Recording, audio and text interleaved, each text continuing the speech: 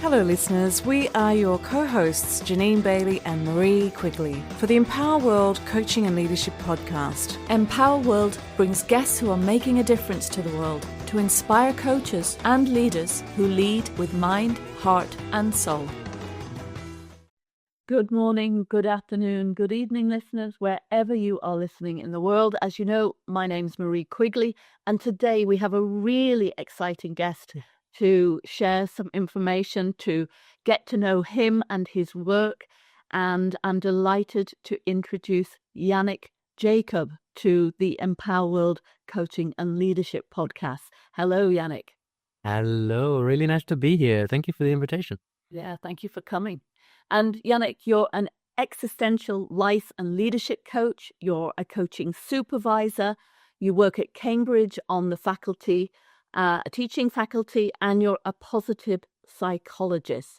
And I read that you say you help people think, learn, and grow, and you hold space to ponder, understand, and make courageous choices in the hope that you're inspiring the world to embrace life, work, and the human condition. And I just thought that was such a beautiful description of how I've met you in your work, in your book, and in the way you turn up to other interviews on podcasts. So very delighted to be talking to you today. Well, thank you so much. And it's always a bit weird when you hear things that you've written in a bio reflected back, right? You do it in a wonderfully conversational style. So I'm like, yeah, this sounds like this is something that I would say about myself. You know, when you read a bio out, it's like, but you know, this feels really right. And it's nice that it also is aligned with how you experienced me and when we've been in touch, but we haven't talked like this. Exactly. I always think it's beautiful when we recognize ourselves in how other people perceive us. You know, that the truth, when we see ourselves in other people's words or comments, it's like, oh, there's a truth. I feel it in my body. I know it in my heart. And I think it's a great acknowledgement. So thank you for naming that felt right. And here we are in the heart of existential practice already, because writing a bio or creating a website where you write something about yourself, you kind of have to sum up who you are in this limited amount of space. I mean, who are you as a question?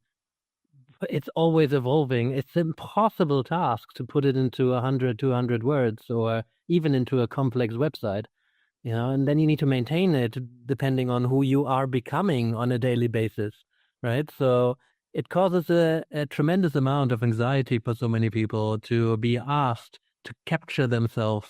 That's why, you know, it's nice to hear that in the essence it worked, but then there's so many more facets, right? I love asking clients, who are you when we first meet, and just to see what the reaction is. Because some people have that ready, right? Because they introduce themselves all the time, and then you pay attention to how they are putting this out there and how authentically it feels. So does it seem studied or rehearsed? And some people despair at even attempting to answer the question, like, how, just give me more, ask me some more questions, because I need to know what you want to hear so I can, get it right. And existentially, there is no getting it right. And also existentially, there is always this uncertainty, this incompleteness. We can never be fully known, So there we are at the human condition, which is what existentialists have studied, through ways of philosophy and psychology. How can we, like, a part of the human condition is we cannot be fully known. And regardless of how many poems we write or how many hours we spend in conversations or how many decades we are married, nobody knows what it's like to be me. And that, as part of the human condition, is just a source of anxiety, not the kind of fear that we can point towards, but this tension that we carry within us. And these tensions that we carry within us, that's what a lot of the existential philosophy is about, because you cannot take that away from people unless people stop existing, or they keep distracting themselves. So that's always there as a baseline. That's why I loved existentialism so much, because it gave me fertile ground to integrate all these exciting bits from coaching, but in a framework that really appreciates what life is and what existence is about, the thing that we all share, regardless of what demographic niche we're working with. Now pause there, you can tell. So beautiful. So beautiful, Yannick. And I noticed you said, others can never really know us. And I wonder if we can really know ourselves if that's ever possible to fully know ourselves, and in the coaching work, how it manifests. Because this type of work you're talking about is so much more profound than looking at a model that takes us from here to there, with specific outcomes we're looking at. And that's why I love the work of existentialism so much. Share more about how you might use it in the coaching practice. Yeah. So for me, existentialism, existential philosophy offers a lens through which we can look at our relationship with ourselves, our relationship with other people, our relationship with the world, right? So it isn't a methodology or an approach or a model. It is a lens through which we relate to people and the world. And that is helpful because we can see things that other people might not be seeing.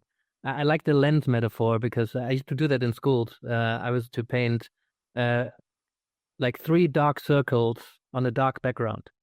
And then I would hand out differently shaded sunglasses. So some people with very dark sunglasses wouldn't see anything, just a blank piece of paper. And then others would see various nuances of different circles. Some would see 1 circle, some would see 2, some would see 3. But it just offers you something to be curious about. So for me, the existential lens opens up questions that otherwise I might not have been asking.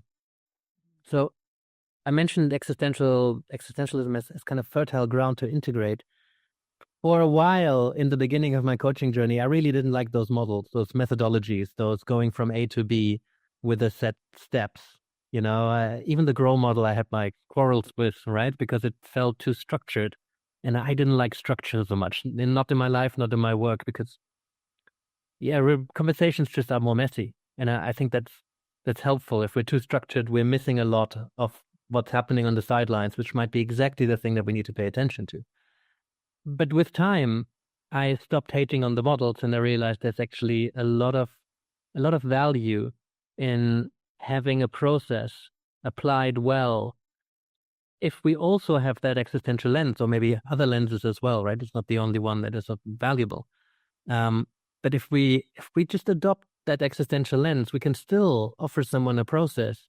But within that process, hopefully we have created some space and some time to do some exploration into the things that we now get curious about now that we have that lens. So while you're taking somebody through a step-by-step model towards managing their time, you might start noticing through that lens that there's something about their relationship with time, temporality, endings, and the ultimate ending, death. Well, ultimate question mark, depending on what you believe, right? But often you hear something, and that's one of the existential givens.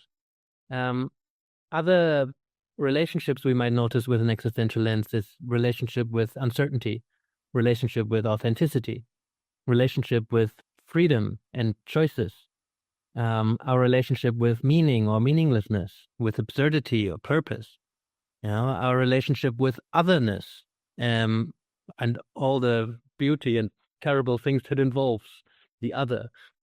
So these are some of the questions and curiosities that a coach with an existential lens, I don't want to necessarily say an existential coach, but a coach with an existential lens would bring to the work, so that regardless of what structure, process, or methodology, if any, you attach to your work, you always have access to that kind of curiosity.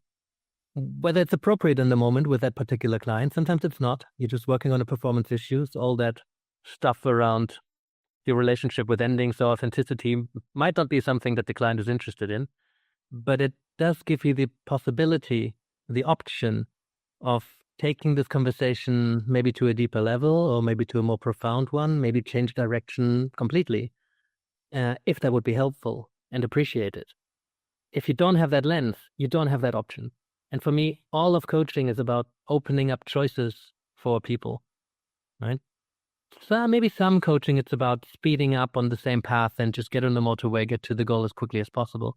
But I think the profound kind of coaching, certainly in the transformational space, I know there's different relationships to that word and what it means, right? It's a whole nother conversation. But a lot of that is about opening up choices and more awareness. And awareness comes through that kind of curiosity. And the coach can bring that through offering curiosity through their lens. And I think the existential lens is just quite a profound lens to add to your lenses. Yes, I agree, and I love your passion for describing it. And for Yannick, I know when I have a client that comes, first of all, if we were going to use an existential approach, I'd be contracting around how I work with them in terms of that. So they have a choice if they want to move into that space. And as you say, some don't. But when I have a client who says, I'd love to work on time management, Marie, and I'll say, well, you could Google that. How about we look at what's really going on underneath that? And if they're open and we've contracted and we've got enough trust and rapport, we can go to the most beautiful of spaces to understand what is going on for them in terms of time management. And that lens that you described so beautifully. Yeah. And I just want to invite anybody who's listening to this or watching this to just notice your reaction when you heard the word time management, and particularly the phrase, I want to work on my time management. Because I certainly still noticed like, ugh, but also then immediately it was a, tell me more, right? Because I have learned that time management isn't the dry, how can I manage my calendar and use different colors? And time management for me essentially has always underneath this question about how do you relate to time? How do you relate to the philosophical concept of time, which includes endings, which includes questions around how much time do I have? What do I still want to do with the time that I have left on this planet in this form? Because regardless of what you believe comes after the decay of your body, it will mark a significant ending in your experience, right? That I think is without a doubt. It won't just continue. And so that's the only thing that we can know. The only thing that we can know with any certainty is the time that we have in this body, in this life. So regardless of what anybody believes, this matters. I mean, how can this not influence the way that you manage your time? So anything that is around procrastination or time management or, that includes purpose and meaning. This is an inherently super interesting conversation if the client allows themselves to open those kind of doors. I'm naturally curious about those underlying questions. Not everybody is. And an astonishing amount of people have never really asked themselves questions underneath the surface. Maybe they didn't have time for it. Maybe they're not so inclined. Maybe they enjoyed an education that never really opened those doors for them. Maybe life just kept battering them around, so they're just surviving. I don't blame anybody who has not asked themselves those questions.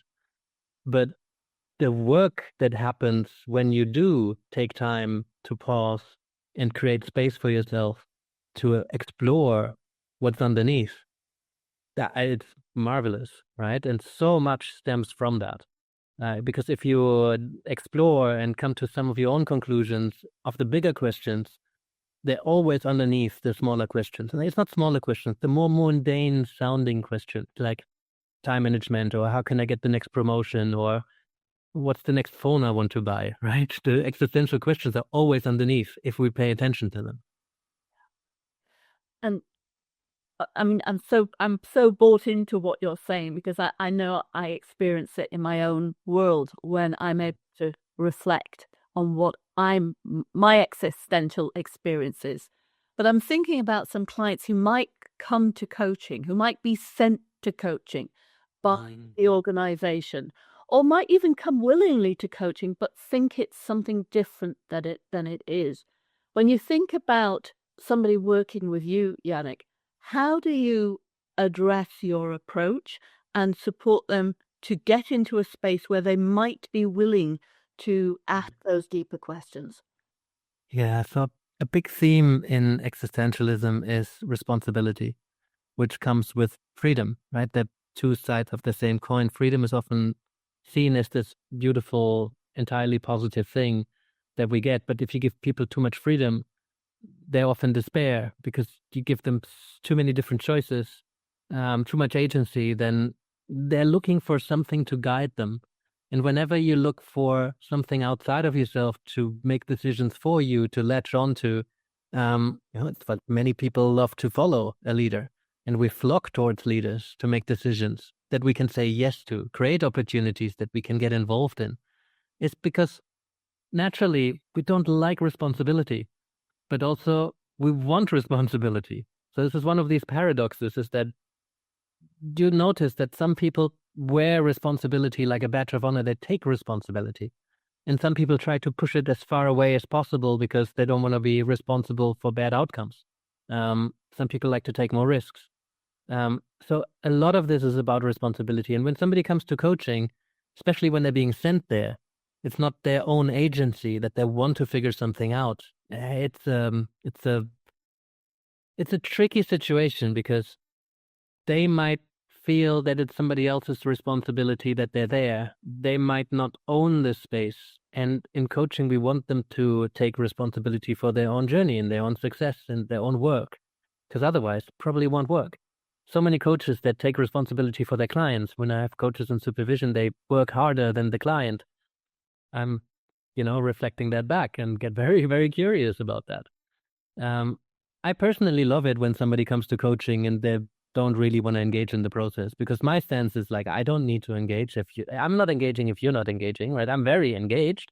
I'm very curious about why you're here and what you want to do with the space. But if you don't want to waste your time with this, then I'm not going to waste my time with this. And so the option is always, you don't need to do this.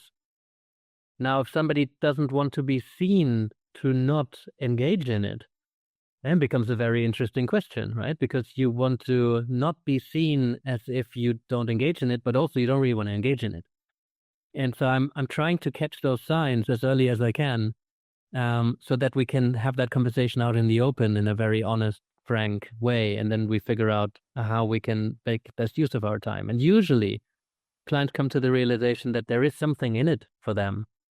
I still need to negotiate what is the organization's agenda, right? If somebody comes in and they want to, use the coaching to change jobs, but the organization pays for it because they want them to get to the next level and really, become an integral part of that organization, that's unethical if I just go with whatever the client wants. And in supervision, these are the super interesting ethical dilemmas, because I'm also flabbergasted sometimes at what coaches come in with, and they're like, denying the responsibility towards the sponsor. I don't think that's okay. There is responsibility. I mean, there's some balance, but it needs to be well negotiated and contracted if it's not an equal balance. Right. So, but I enjoy the challenge of somebody coming in and was like, I don't need this, to like, right. So what could this be if it was up to you? And that's what I think every coach needs to, that's the important work in the beginning of a coaching engagement. How can we invite the client to take full responsibility for this journey? And the contracting is in part about what is your responsibility and what is my responsibility, right? My responsibility is not to figure things out for you, but, as a coach, you need to ask yourself, what is my responsibility in this relationship? Are there things that you can guarantee? Are there things that you can be incredibly confident about? But then also, what is uncertain? I remember I worked with a business coach once, more of a mentor than a coach. He called himself a coach, more of a mentor. But he said, Yannick, you need to speak with more confidence, with more certainty, especially when you're in consultations, right? This is the most important session that you'll ever have, because that allows you to work longer with this person. Like, I'm an existentialist. I believe in the general uncertainty of everything. Like, how can I be certain? But then as we were exploring that a bit, I realized there are things that I can be certain about. I can be certain that I'm going to do the best that I can to be present here and to hold space in a way that helps you figure out what you need to figure out, right? I'll do my humanly best to be as honest as I can, right? And it's interesting when you say it like that, it doesn't inspire confidence, but it's real and it's honest. And my experience is that people appreciate that kind of honesty because they know here's somebody who wants to sell you simplicity and certainty. This is going to be real. And a lot of the existential work is human to human. right? This is a human relationship. And that's why it cannot be replaced with AI, for example. This being with and also doing with, but a lot of the traditional coaching that we teach, if we look at ICF competencies, it's a way of helping you do coaching. And then there's a time, and you will have noticed that over and over, when people become coaches. And then this adopting a coaching mindset stops being a competence, and it just becomes a way of being. That's just how you relate to people. So, yeah, that conversation in the beginning of and throughout, it's about responsibility, and that's just such a crucial part to any journey.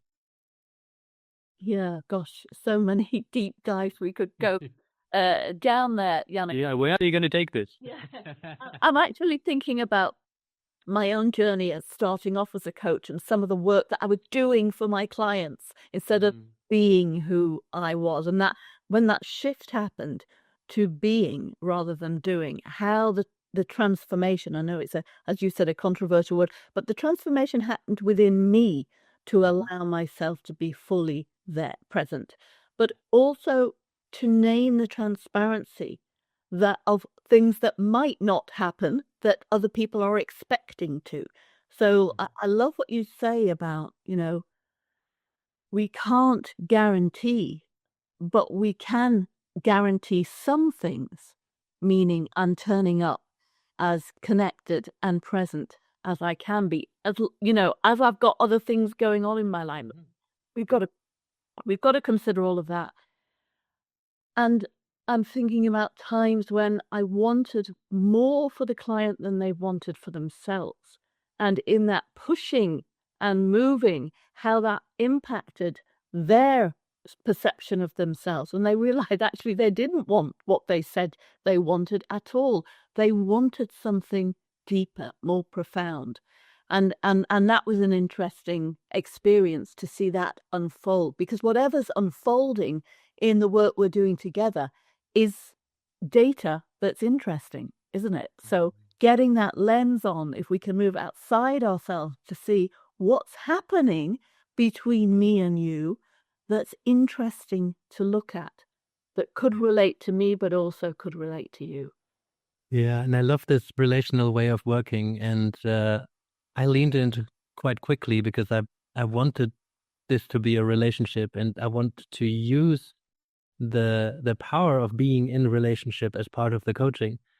But it is considerably more difficult to work with it, because when I got into coaching, well, first I was interested in therapy and counseling because I wanted the depth of relationship, and I loved the fact that part of my work as a therapist or counselor would be that I need to be in a good place myself, that I need to continue to work on myself so that I can show up for my clients in a good space, right? Because it's so important that you're okay with yourself. You can do a bunch of good coaching work if you're not in a good place, right? But there's certain depth that you can only take people to when you're sitting confidently with who you are and what you've explored. And that awareness about yourself is so important, because it's why we sit ahead of coaching sessions before the session starts to acknowledge that, for example, I notice a sense of impatience or pressure right now because of some external influences that I have in my life right now. And then you tune in with a client, and all of a sudden you notice that you're getting impatient and you feel this pressure. If I know that's mine, I can put it back into my box and put the lid on and keep tuning into my client. If I don't recognize that, it's being created in this space right now. What is that about? And chances are this is impatience or pressure that I'm picking up from this relationship. So I might be picking it up from my client, or I might be picking it up from the organization or the family that the client is in. So I can name it by feeling it, but I need to know it's not mine. And this kind of awareness is what really pulled me into psychological work. So this being with and working relationally, when I'm sitting with a client, I'm the representation of the other in that moment. So if I perceive you as quite aggressive, most people will not tell you, especially when you're in a leadership position or in a position of power, most people will not tell you that you're coming across quite aggressive right now, because lots of people get very offensive or defensive or quite aggressive in return, right? So people don't tell you. The coach is in a position where they can tell you from a position of love, being on your side, shoulder by shoulder. I'm not saying you're being aggressive. I'm just saying, oh, I notice my experience right now is this, and I can describe it, and I can go shoulder to shoulder with you, and we can look at it together, because that's just my experience. You cannot argue with my experience. That's my experience, right? But by me being with this benevolent intention and full of love and support, trying to help you out with something, I'm saying something that is not comfortable for me to share necessarily, right? Because if I'm feeling a bit intimidated, my natural instinct is to not tell you and just remove myself from this conversation, right? To avoid you spending time with you, because I don't like feeling that way. But as a coach, I'm in a position where I can name it, acknowledge it, and we can get curious about it together. Because if I'm feeling that way, chances are a bunch of other people are feeling that way. If it's not my stuff, right? Maybe you just remind me of my father, who always used to beat me up. My dad didn't, of course. Well, not of course, sadly, many do. But that is something that we can then distinguish, and we can work with it. And that's really, really helpful. And I very much appreciate that you use love in the words of that you described there, and bringing it to, love in business, love in coaching, love in relationship, not in the normal way we think about loving relationships, because love, I believe, makes us braver to name what's happening. So if I'm recalling another client that I said, I notice there's some sense of boredom happening within me. And that's how people tell me I sound when I'm doing presentations. That's the words they use. It feels boring. So that was interesting to be able to name it, for it to be true for him, because he recognized it in himself. And then we could look at what was manifesting in that boredom. It's such a beautiful opportunity for growth. Yeah, I mean, so many coaches get paid in order to be the mirror to someone, to reflect back what's arriving. And how many of you are listening, watching this, me included, I almost never listen to my podcasts back. I still cringe when I hear my recorded voice. I had a past in music, so I actually spent quite a lot of time with my voice, because there was nobody else to produce it. So that was huge, because I could spend a lot of time listening back to how I'm sounding. And still, people don't want to be faced with themselves. There's something that happens to most people that is like, this is me. This is how I come across, even to myself. Having somebody else's eyes on this is even more helpful. But to do that with a partner who's created a space of this benevolent intention and love, it's just so important. And yet, that's why it's quite a courageous act to listen to your own recording. It's a courageous act to work with a coach, particularly an existential one. It's a courageous act to just exist. It's a courageous act to allow yourself to fall in love. So this courage is inherent in the existential way of living, I guess you could say. Courage is part of it, because there's nobody who tells you that there's no way of knowing what the right way to live is. We're just going to have to make decisions, and we have to take responsibility for the decisions that we make. No, I say we have to.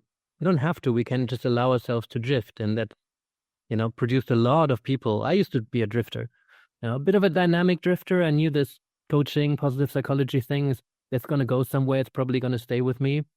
But in that, I just allowed myself to, here's an opportunity I say yes or no to. I'll do that then. I'll do that then. I fell into so many things, and not really giving myself credit for having steered or engineered any of that.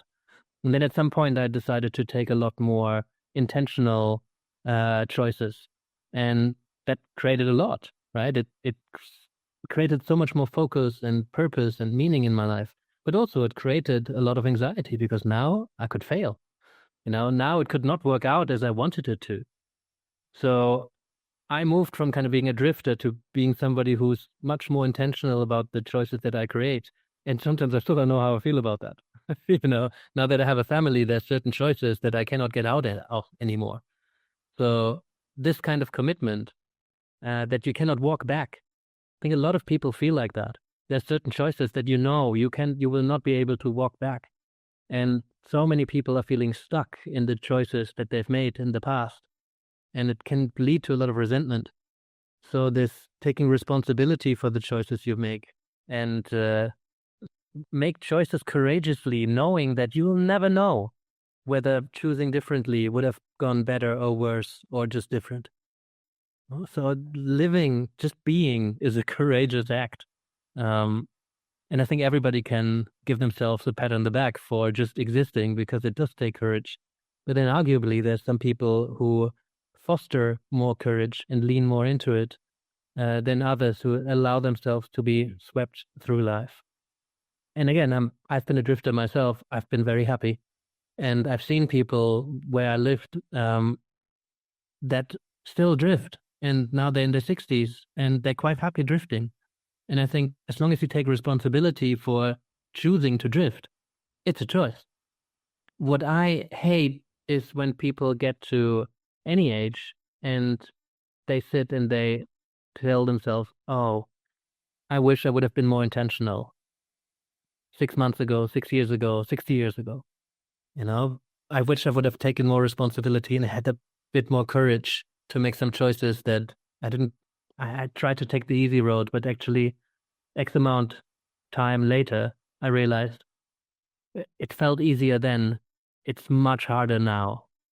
So existential coaching, I think, is a space where we invite people to pause and reflect on the choices that they're making and the people that they're becoming, so that later on they live with less regrets, because they know at the time I did the best that I could to make the choices with as much courage as I could muster at the time.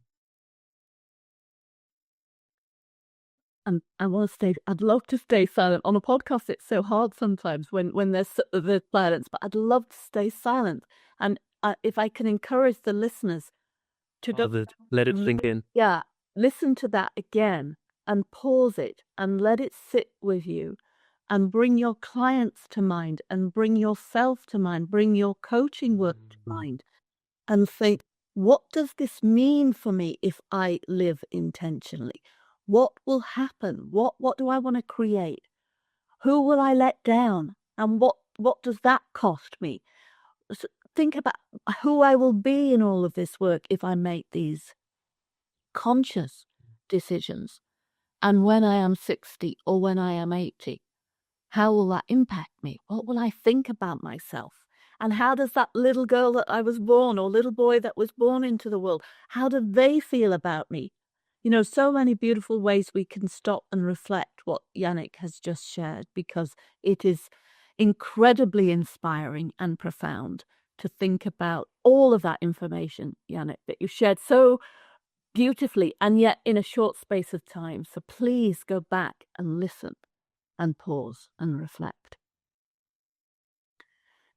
Yannick, I'm really interested to know, when you were a drifter, the time you decided to shift from drifter to intentional, what was that space like? Yeah. So for me, it was easier than it could have been, because, as it happens so often, I fell in love. I met someone, and they had a particular, not a particular, they had a good idea of how they wanted to live. Maybe not where, not exactly. It wasn't like a fleshed out, detailed vision. But there was a path. And I looked at that person, I looked at that path, and I thought, that's a fantastic path. And I'm going to commit not to just that person, but I knew if I commit to that person, I also commit to a particular path. Right. And that's also not certain. Things change, people change, right? Paths change. But I knew that if I make this commitment to love this person, be loved back, to be in this relationship for life, then that's a big commitment, and that commitment comes with creating certain conditions. I started thinking about children, not in a, oh yeah, I quite like to have children at some point, but actually envisioning that, actually picturing it. What would that be like?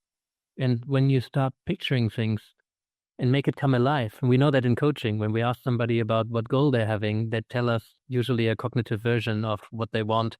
But then when you make that come alive, invite them to see, smell, hear, sense what that future is, then you're experiencing that future and you notice a whole lot more detail. So when I started thinking about children with this kind of aliveness, I realized, oh yes, there's a lot more.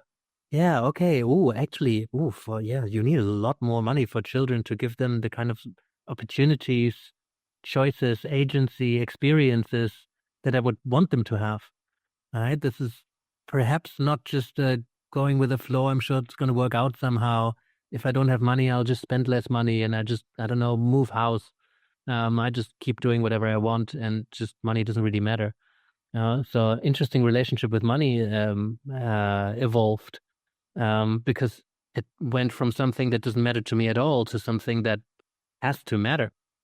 So that was very interesting. But that transition was one of, if I want to do this, I'm not just going to do it blindly. Like I'm going to make an intentional commitment because this is meant to be for life. Right. And that cost me some sleepless nights because I wasn't particularly good with commitment previously. And I realized that also sucked a lot of the joy out of my life, certainly the depth and the focus, the energy. Right. And I've seen that in lots of clients since. As soon as I've seen it before, but I've noticed why that is. As soon as you commit to something, you choose things to be meaningful. You choose projects or jobs or relationships to be meaningful. There's plenty of people who tell you what's meaningful and what's not, but essentially everybody needs to make their own decisions about what's meaningful to them or not. So it could be the most meaningless seeming thing that somebody attaches meaning to, and then that's their reality. And if they commit passionately to whatever that is, their life has a very different experience, right? Their existence becomes a lot more meaningful, rich, intentional. And then who's to say how to live life, right? That's why I appreciate this existential idea of like everything is meaningless. There's really nothingness at the center of the universe, because we then create it. Every single one of us creates their own universe and what's meaningful in it. So there's a lot, I believe in objective fact, right? But when it comes to meaning, it really is nothing but subjective. I cannot come to answers that will be universally applicable about meaning. There's great frameworks. My colleague Michael Steger did a lot of really good research. The research in meaning is exploding to a point where even the leading researchers like him can't keep up with all the research that comes out. But we haven't really studied it up until a few decades ago. So we cannot say what's meaningful and what's not. We can only go on an inquiry.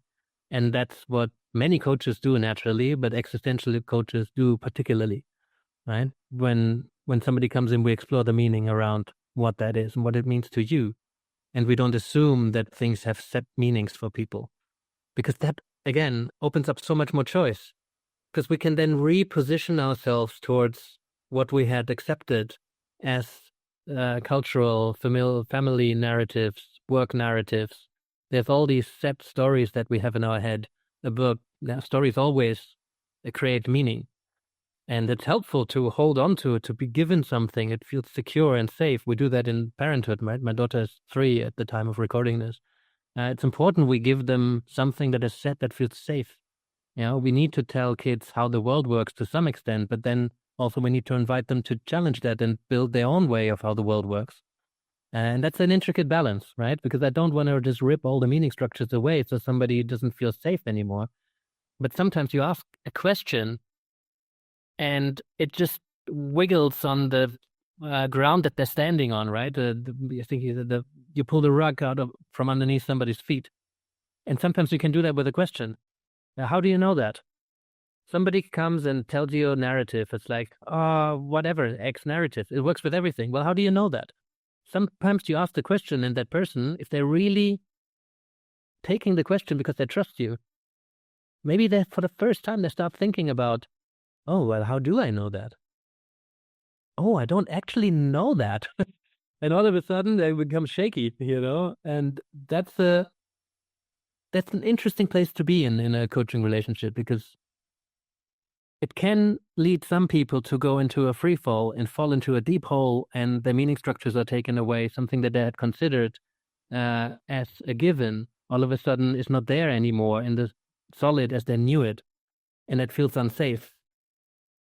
But also you're there in a space to help them recreate something that essentially or ultimately is much stronger, much more solid, maybe more flexible, but more solid because of it, and you own it. So I think that's work worth doing, and I think it's worth feeling uncomfortable and unstable for a little while. And I appreciate that as I'm listening to myself as well, a lot of that sounds like what therapists do. And the line between existential work, existential coaching work, and therapeutic work can become blurry. As it is with so much of coaching, the lines have become increasingly blurry. So it's about who you choose as clients, right? Some clients are very robust, resourceful to go on that kind of exploration. Some people seem very resourceful, and then you ask some of those questions, and all of a sudden they become very insecure and very unstable. So I think existential coaches probably refer out to therapy more. But that's, again, a whole nother conversation. At which point is there a line, and when do you cross it? And I think supervision is one of those spaces where you figure out at which point are you no longer willing and able or able to work with a client, so that they would be in better hands with someone with different training. No, and I'm saying different training intentionally, because it may be another coach, it may be a therapist. It's difficult to tell the difference these days. Yeah, I hear you. And I think that's some really good food for thought for coaches who are thinking about how they work, especially those coaches who don't have supervision. Please think about, I mean, I really want to call you forth and say, go to supervision, be in supervision, be with somebody who helps you challenge your thinking, your practice, who you are being as a coach, because it really can change the landscape for you, support you to do deeper work, support you to know the work you want to do yourself. And yet having those people to refer out, so essential. Yannick, I can't believe how the time has flown. Oh, wow. Yeah. And at the same time, there is no time, is there? But we have to conclude our conversation. And I know people will find you fascinating and your work fascinating, and could learn some really profound truths from how you turn up in the world. How can people find out more about you and your work? Mm-hmm. So best place for coaches would be to go to my website, rocketsupervision.com. I have my website for coaching, particularly the existential work, which is existential.coach. And then I run a community of practice called the Coaching Lab, and you can find that at gocoachinglab.com, which is often we find it tricky to connect theory to practice, especially a lot of the stuff that we just talked about. I always thought, I would love to see how that would actually work. There's so many people I talked about coaching, and I've never actually seen them coach. So I don't actually know. I haven't an idea of how that might translate. But there's too few opportunities to actually see coaching in action for more than 5, 10, 15-minute demo, right? And then have a lot of space to actually discuss it. So we run labs once every month, where we get to see someone coach for 45 minutes in a very, very broad range of practitioners. And then we have another 45 minutes to have conversations, reflect, Q&A with the group. And then we have an experimental space where we can just try out some new things, some new ways of being, some new lines of questioning. So it's a passion project. And that's where I would send people to who would like to learn more. I think one more thing I would want to mention is coaches who are just starting out. We created a sizable starter kit. Basically, my content partner asked me, hey, we should have a lead magnet of some sort. Could you give me like some good article? And then I kind of made her I send her everything that I've written for new coaches or recorded in podcast form or, in all these different formats. And I sent her everything I've done over the last 10 years and said, please make a pack out of this. And she's like, oh my God. But we decided to push it through. So now there's a sizable resource collection with a easy to navigate roadmap. And we just made it free. So anybody who would want that, it's under Rocket Supervision, under Starter Kit, you'll find it. Oh, If not, I'm always happy to hear from people. So if you wanted to reach out, 42@existential.coach. lovely. Thank you, Yannick. You're very generous in your approach. So thank you for providing that for new coaches. Another way is to connect with you on LinkedIn, which is how we connected. And of course, got your book. Yes, an introduction to existential coaching. I always love introducing people, as you can tell, to existential ideas. And hopefully soon taking that to a whole nother level with more advanced existential practice. There's a long way to go in the existential coaching approach. So I'm hoping to continue to be someone who would help to develop that.